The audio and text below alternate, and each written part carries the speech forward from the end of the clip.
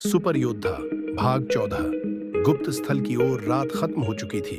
सूरज की पहली किरणें पहाड़ की बर्फ पर झिलमिला रही थीं, जहां कुछ घंटे पहले ही युद्ध का अंजाम हुआ था। गंगाधर वहीं बैठा था, थका हुआ, जख्मी, मगर उसकी आंखों में एक सन्नाटा था जिसमें आग जल रही थी। वेद आचार्य की आवाज आई, तेरे नाम का स्वर हवा में फैल चुका है। अब पाटली में न कोई सोएगा न चैन से जिएगा। गंगाधर ने धीरे से अपनी हथेली खोली, जहां चौथा सितारा धुंधला सा चमक रहा था। उसने उसे हवा में छोड़ा और बोला, अब वक्त है छिपने का नहीं, तैयार होने का। पाटली शहर, जहां दिन के उजाले में भी राजनीति और भय की परछाइयां तैरती थीं, अब वहां द्रोण की मौत की खबर बिजली की तरह फैल चुकी थी। बाजारों में सन्नाटा था, नालों में बहता पानी खून के रंग में डूब गया था। हर कोने में एक ही नाम गूंज रहा था, गंगाधर। कोई डर से फुसफुसाता था तो कोई श्रद्धा से बोलता था। वो अकेला था और उसने द्रोण को मार दिया। कहते हैं उसके पास कोई दिव्य शक्ति है। कहते हैं वो खुद यम का दूत है। महासेन के बचे हुए योद्धा अब गुस्से में थे। उनकी शपथ थी, या तो गंगाधर मरेगा या पूरा पाटली जल जाएगा। गंगाधर अब पहाड़ से उतर रहा था। उसकी देह पर घाव थे, मगर चेहरा शांत था। हर कदम पर वो खुद से फुसफुसा रहा था, मैं नहीं रुकूंगा, अब नहीं। वेद आचार्य बोले, तू जिस मार्ग पर जा रहा है वहां लोग तेरा इंतजार कर रहे हैं। ये आर्षी स्थान है, वो जगह जहां प्राचीन काल में महर्षि अपनी शक्तियां साधते थे। गंगाधर बोला। मेरे आने की खबर वहां कैसे? आचार्य मुस्कुराए, तेरे नाम की गूंज ने तुझे पहले ही पहुंचा दिया है। घने जंगलों के बीच एक पुरानी गुफा थी, जिसके द्वार पर असंख्य संस्कृत श्लोक खुदे हुए थे।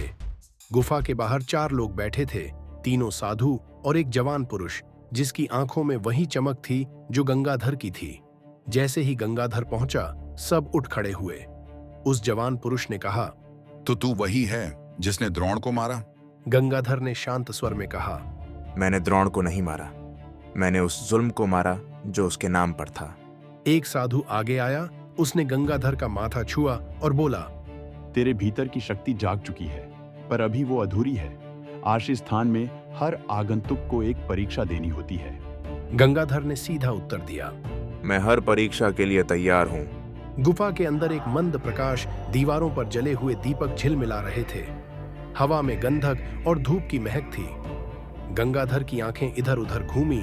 वहां हर जगह हिंद नाम के प्रतीक उकेरे हुए, जैसे यह स्थान उसकी धरती से जुड़ा हो, उसकी आत्मा से। वेद आचार्य बोले, यही वो जगह है जहां तेरा 5वां सितारा छिपा है। पर ध्यान रहे, अब जो दुश्मन तुझसे मिलेगा वो तेरे भीतर है। गंगाधर ने पूछा, मतलब? आचार्य का स्वर गंभीर हो गया, तेरी अगली लड़ाई तेरी ही अंतरात्मा से होगी। इधर शहर में महासेन की सेना अब गुस्से में हर जगह छापे मार रही थी। हर उस इंसान को बंदी बनाया जा रहा था जो गंगाधर का नाम लेता था। उनके मुखिया सम्राट शिवदत्त अब गंगाधर को खत्म करने की तैयारी कर रहे थे। उनका एक ही आदेश था, उसके जिंदा या मुर्दा होने से फर्क नहीं पड़ता, बस उसका नाम मिट जाना चाहिए। गुफा के भीतर गंगाधर ने आंखें बंद की। दीपक की लौ हिलने लगी। धीरे धीरे उसके सामने उसकी अपनी परछाई आकार लेने लगी। वो ही चेहरा, वो ही आवाज, मगर आंखों में भयावह अंधेरा। उस छाया ने हंसते हुए कहा, तो अब तू मुझसे भी लड़ने आया है गंगाधर? गंगाधर ने तलवार उठाई। अगर तुझे मिटाना पड़ा ताकत पाने के लिए, तो मैं खुद को भी मिटा दूंगा। पाटली में गंगाधर का डर फैल चुका है। वो अब आर्ष स्थान पहुंच चुका है, जहां उसे अपनी ही छाया से युद्ध करना होगा। 5वें सितारे की परीक्षा शुरू हो चुकी है। जानने के लिए हमारे YouTube चैनल को सब्सक्राइब जरूर करें, ताकि आपको हमारे अगले भाग का अपडेट तुरंत मिलता रहे।